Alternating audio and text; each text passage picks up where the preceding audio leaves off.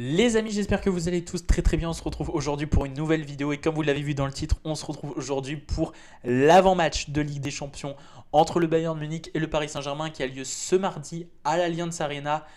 Ça va être très très très intéressant. Je vais parler dans cette vidéo des ambitions du Bayern Munich dans ce match. On va clairement aborder le côté Bayern dans ce match. Donc les supporters parisiens, ouvrez grand vos oreilles parce que vous allez savoir dans cette vidéo quels sont nos points forts, quels sont nos points faibles, ce qu'on attend de ce match, quel est notre objectif dans ce match et quelle est notre ambition aussi pour la suite de la saison avec évidemment les joueurs à surveiller. Bref, juste avant ça, n'hésitez surtout pas à vous abonner à la chaîne. On s'approche des 50 abonnés. Je vous rappelle qu'à 50 abonnés, je vais pouvoir me lancer pour faire des lives, pour pouvoir réagir à l'actualité, à réagir également au débrief. Bref, discuter avec vous de tout ce qui se passe dans le monde du football. Donc n'hésitez surtout pas à vous abonner. On y est presque. Bref. Parenthèse fermée, il est temps de parler de ce match que nous attendons avec grande impatience à l'Allianz Arena. Deux équipes qui se retrouvent pour la première fois depuis la saison 2022-2023 avec la double confrontation où le Bayern était dirigé par Nagelsmann et le PSG par Christophe Galtier, j'avais un petit trou de mémoire, qui s'était conclu donc par une qualification du Bayern Munich, 3-0 sur l'ensemble des deux matchs. Mais Bayern PSG, c'est aussi finale de Ligue des Champions en 2020, la tête de Kingsley Coman. C'est aussi quart de finale de Ligue des Champions 2020-2021, avec la défaite du Bayern 3-2, le doublé de Kylian Mbappé à l'Allianz Arena sous la neige. Vous vous souvenez très bien de ce match. Et du match retour, avec la défaite du PSG, mais la qualification des hommes de Pochettino à l'époque Covid. Voilà, c'était pour le petit récap historique. Maintenant, pour ce qui est de la saison 2024-2025 en Ligue des Champions, on a deux équipes qui ne sont pas au meilleur niveau du classement. On a le Bayern Munich qui est actuellement 17ème, 4 matchs, 2 victoires, 2 défaites. C'est pour l'instant une campagne de Ligue des Champions assez moyenne. Alors oui, on a démarré très très fort avec la victoire 9-2 contre le Dynamo de Zagreb qui nous avait mis très très bien. Ensuite, on a perdu nos deux matchs contre Aston Villa et contre le FC Barcelone, ce qui nous a coûté beaucoup de points. Et enfin, on a cette courte victoire 1-0 contre Benfica, qui rassurait pas des masses non plus, et c'était d'ailleurs le début de la succession de matchs très très chiants qu'on connaît à l'heure actuelle, contre des équipes qui ne proposaient aucun jeu devant, et qui se contentaient de mettre le bus, ce qui était très très chiant d'ailleurs. Donc j'espère voir un match où le Paris Saint-Germain propose du jeu, propose mieux que ce que nos derniers adversaires ont proposé, mais ça je pense que je fais confiance à Luis Enrique, à sa stratégie et à la qualité de ses joueurs. Bref, donc l'objectif du Bayern Munich est très très simple. À l'heure actuelle, on est 17ème de Ligue des Champions. L'objectif, c'est le top 8. Il n'y a pas le choix. Et normalement, on devrait déjà être dans le top 8. C'est assez dur de se dire que notre objectif, c'est le top 8. C'est une obligation même. Donc c'est une obligation de remporter ce match. C'est une obligation d'être dans les 8 équipes qui sont directement qualifiées pour les 8e de finale de la Ligue des Champions.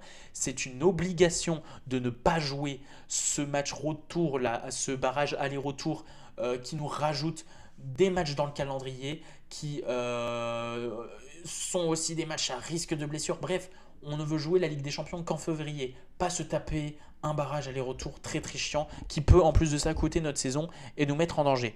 Sachant qu'on est dans une saison avec beaucoup d'ambition, on a un titre en Bundesliga à récupérer, on a une Coupe d'Allemagne à récupérer aussi, et on a une finale de Ligue des Champions qui se joue à l'Allianz Arena. Donc cette saison 2024-2025 est tout simplement primordiale pour le Bayern Munich. C'est pour ça que le top 8 est une obligation, tout simplement.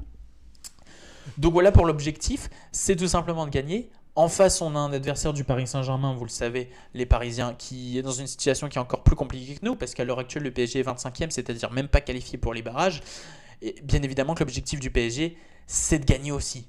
Évidemment, après la déconvenue contre l'Atlético, la défaite contre Arsenal, le match nul contre le PSV, bref, Paris n'a gagné qu'un seul match cette saison en Ligue des Champions. C'est un 0 contre Gérone avec un but contre son camp à la dernière minute.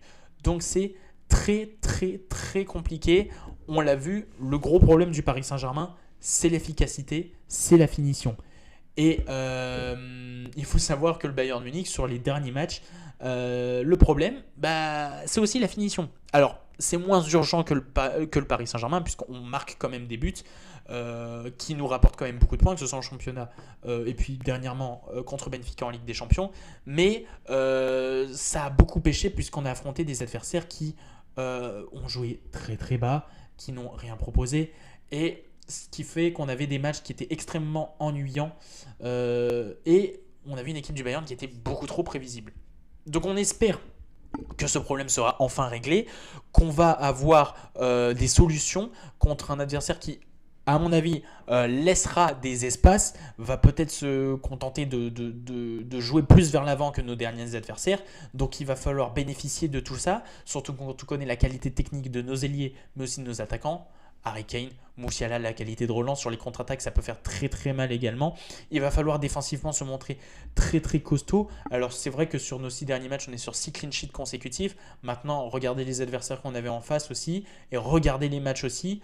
Je vous rassure, je pense que j'aurais pu être sur le terrain aussi. Vu comment c'était pauvre en face dans le jeu offensif, j'aurais pu clairement bénéficier d'un clean sheet aussi. Donc voilà, parce qu'il faut savoir que Minge et Upamecano, bien qu'ils n'encaissent pas de but, et c'est tout à leur honneur, ça fait partie de nos faiblesses. Ça fait clairement partie de nos faiblesses. Minge et Upamecano, quand ils ont la pression dans les grosses échéances, ça panique même beaucoup. Contre le Barça, ça a paniqué. Contre Aston Villa, c'était très compliqué aussi. Et Aston Villa n'a pas eu beaucoup d'occasions, mais sur le peu d'occasions qu'ils ont eu, ils ont réussi à nous faire mal. Donc, il va falloir faire attention à ça. Upamecano, on se rappelle aussi du carton rouge contre la Lazio l'année dernière, de la double confrontation contre Manchester City. Bref, Upamecano, je vous le dis clairement, c'est une de mes inquiétudes. Même si sur les 6 derniers matchs, il y a les clean sheets, forcément, ça va lui redonner un petit peu de confiance. Donc sur ça, attention. Et puis, il y a Manuel Neuer. Je ne pensais pas dire ça un jour, mais Manuel Neuer, bien que c'est le meilleur gardien de tous les temps pour moi, voilà, c'est un Manuel Neuer qui est vieillissant, qui n'a peut-être plus les mêmes réflexes qu'il avait même encore la saison dernière. On est sur un Manuel Neuer aussi qui est fragile. Physiquement, c'est compliqué. Tu sens que le gars quand même a pris un coup et que vu que le Bayern Munich joue très très haut, lui a tendance aussi à être très très haut aussi, comme nos défenseurs. C'est pour ça que vraiment c'est ce triangle-là, Neuer, Minge, Upamecano, qui moi personnellement m'inquiète un petit peu, surtout quand on connaît la qualité du Paris Saint-Germain dans les contres et puis la vitesse sur les côtés, la combinaison Hakimi, Dembélé, ça peut faire extrêmement mal, surtout quand on sait que le Bayern joue très très haut. Donc sur ça, il va falloir faire très très attention. Il y aura une belle bataille au milieu de terrain aussi, hein. Mine de rien, du côté du Paris Saint-Germain, Vitinha, João Neves, Warren Zaïre-Emery qui reviennent très très bien, qui ont d'ailleurs fait un excellent match contre Toulouse. Mais côté Bayern Munich, on aura aussi le droit à un Joshua Kimmich qui fait un début de saison absolument extraordinaire, comme à son habitude. On a le retour de Leon Goretzka, puisque Joao Palinha s'est blessé lors de la trêve internationale. On a un Leon Goretzka qui même a fait un plutôt bon match contre Augsbourg. Donc sur ça, le PSG, attention, parce que les relances de Goretzka, de Joshua Kimmich, ça peut être très très dangereux, même sur coup de pied arrêté. Le Bayern Munich a fait beaucoup de progrès par rapport à la saison dernière où c'était vraiment très compliqué, on n'arrivait pas à marquer sur coup de pied arrêté. En plus d'avoir des joueurs assez bons dans le domaine aérien, il va falloir être très vigilant côté parisien au corner et au coup franc.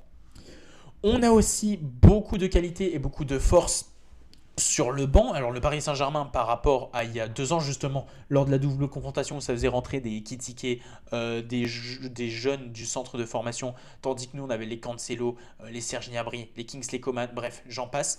Là c'est vrai que le banc du Paris Saint-Germain est un petit peu mieux garni, mais côté Bayern Munich sur le banc c'est Thomas Müller, c'est Mathys Tel, c'est Leroy Sané. Est-ce que Kingsley Coman va jouer? Je ne sais pas encore s'il sera titulaire. Il y a aussi Konrad Laimer. Bref, le nombre de joueurs sur le banc du Bayern Munich, ça fera partie de nos forces. Et pour épuiser le Paris Saint-Germain, ça va nous aider grandement, notamment en seconde mi-temps normalement. Puisque je pense que c'est un match où le Bayern Munich aura la possession du ballon. On sait maintenant sous Vincent Kompany, on aime beaucoup garder le ballon, même si des fois on ne sait pas trop quoi en faire avec.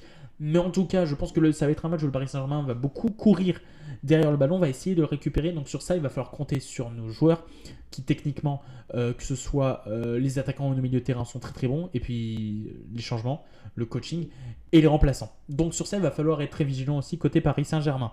Et sans compter nos attaquants qui sont en très très grande forme. Je pense à notamment Harry Kane. Il ne va pas falloir lui laisser d'espace et pas falloir faire d'erreur parce que derrière ça punit très très sale. On l'a vu contre Augsbourg avec encore une fois un triplé. On a un Jamal Musiala qui est encore plus chirurgical devant les buts que les saisons précédentes, donc ça aussi il va falloir faire très très attention. Bref, le Bayern Munich a plein de force. On espère enfin avoir un petit peu plus d'ouverture concernant les actions, que ça se passe bien. Il faut aussi compter sur Gianluigi Donnarumma. C'est vrai, en Ligue des Champions, ce n'est pas toujours grandiose, donc en espérant qu'il fasse une erreur, bien évidemment, à prendre à la rigolade. Mais tout de même, voilà, ça risque d'être très intéressant. Je pense que ça sera un match beaucoup moins ennuyant que les 3 derniers que j'ai vus du Bayern Munich. Et puis, voilà, globalement, les points forts et les points faibles qu'on a, que ce soit parisien ou Bayern Munich, ils sont assez similaires. Parce que quand on regarde côté Paris Saint-Germain, on sait que le gros problème, notamment en Ligue des Champions, c'est la finition. Et là, si tu finis pas derrière le Bayern, il y a moyen que ça te tue. Si eux derrière, ça finit aussi. Donc voilà, c'est vraiment du donnant-donnant ce match. Et puis sur les contre-attaques, ça par contre c'est quelque chose qui me fait très peur. On sait la qualité des attaquants du Paris Saint-Germain, Dembélé, Barcola. Techniquement ça peut faire très mal.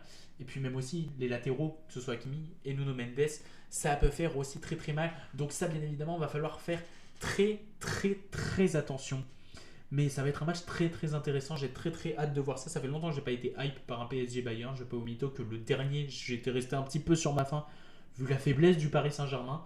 Là, ça va être très intéressant. Une équipe du PSG en plus de ça qui n'a pas le choix que de gagner parce que le calendrier du PSG, contrairement à celui du Bayern là, sur cette fin de phase de Ligue des Champions, il est compliqué. Le dernier match à domicile, c'est contre Manchester City. Bon, le Manchester City est en crise actuellement, mais ça reste quand même Manchester City.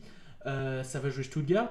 Stuttgart, on connaît très bien le Bayern Munich, ça nous a posé beaucoup de problèmes l'année dernière. Ils ont fini devant nous, ce qui fait qu'on n'a pas joué la Super Coupe d'Allemagne d'ailleurs cette saison.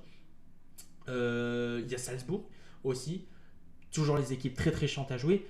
Donc voilà, il va falloir que le PSG gratte des points. Il va falloir gagner, mais le Bayern n'a pas le choix que de gagner aussi. Et s'il va falloir tuer, on va tuer. Il va pas falloir choquer devant la cage, que ce soit d'un côté comme de l'autre. C'est pour ça que je m'attends à une très très grosse bataille sur ce match et ça va être très très intéressant. Et il faut gagner et par la suite il va falloir gagner tous nos matchs parce qu'on a vraiment des matchs qui sont en notre faveur et dont 2 matchs qui sont à domicile parce que je mets des guillemets parce qu'il y a le match contre le Shakhtar qui sera sur terrain neutre mais le match sera sur la pelouse de Schalke 04. Donc au final on est presque à domicile contre le Shakhtar. Donc voilà pour cet avant-match. Dites-moi ce que vous en pensez dans les commentaires. Quel est votre pronostic? Moi j'avoue je préfère pas trop m'exprimer sur le pronostic. Je vais dire victoire 2-0 du Bayern Munich. Parce que c'est vrai que le Paris Saint-Germain a du mal défensivement. Je pense que ce sera un match où Minje ou Pamecano vont être assez solides. Je l'espère et je croise les doigts en tout cas là-dessus. Et même si défensivement le Paris Saint-Germain va, je pense, être très très bon dans ce match, je pense que Jamal Musiala va nous sortir un éclair de génie et peut-être un but sur une frappe de loin. C'est ce qui, je pense, va faire décoller un petit peu ce match côté bavarois. Voilà, je pense que j'ai fait le tour. Encore une fois, dites-moi ce que vous en pensez dans les commentaires.